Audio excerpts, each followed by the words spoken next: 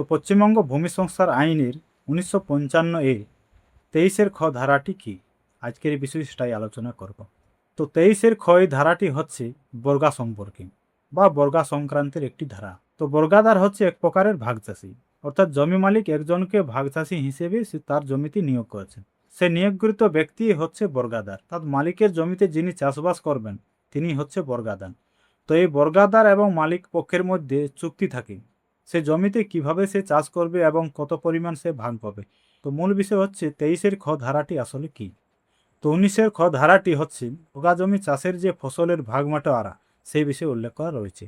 অর্থাৎ বর্গাদার জমিতে চাষবাস করে যে ফসলটি তুলবেন সেটা কিন্তু মালিক পক্ষকেও সেই সমপরিমাণ অর্থাৎ 50-50% অনুযায়ী মালিক পক্ষকে দিতে হবে।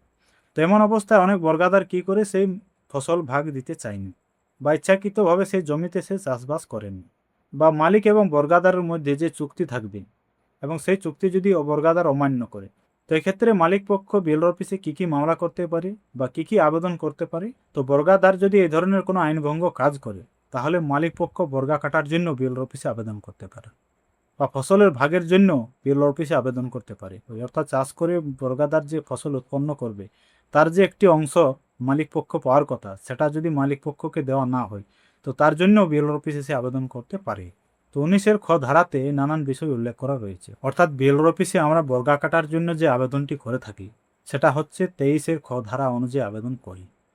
বর্গাদার যদি সে জমিতে চাষবাস না করে বা বর্গা চাষ করে যে ফসল উৎপন্ন হয় সেটা যদি বর্গাদার মালিক পক্ষকে দিতে না চান বা দুই পক্ষের মধ্যে যে চুক্তি থাকবে সেই চুক্তি যদি বর্গাদার না মানতে চান তাহলে আপনি কি করতে পারেন না, এই 23-এর খ ধারা অনুযায়ী বিএলআর অফিসে বর্গা কাটার জন্য আবেদন করতে পারেন।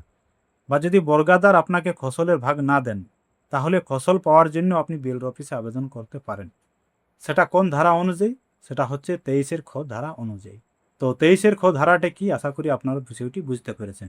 সমস্যা থাকলে অবশ্যই মতামত ভিডিওর কমেন্টে জানাবেন। চ্যানেল নতুন হয়ে থাকলে অবশ্যই চ্যানেলটিকে সাবস্ক্রাইব করে রাখবেন।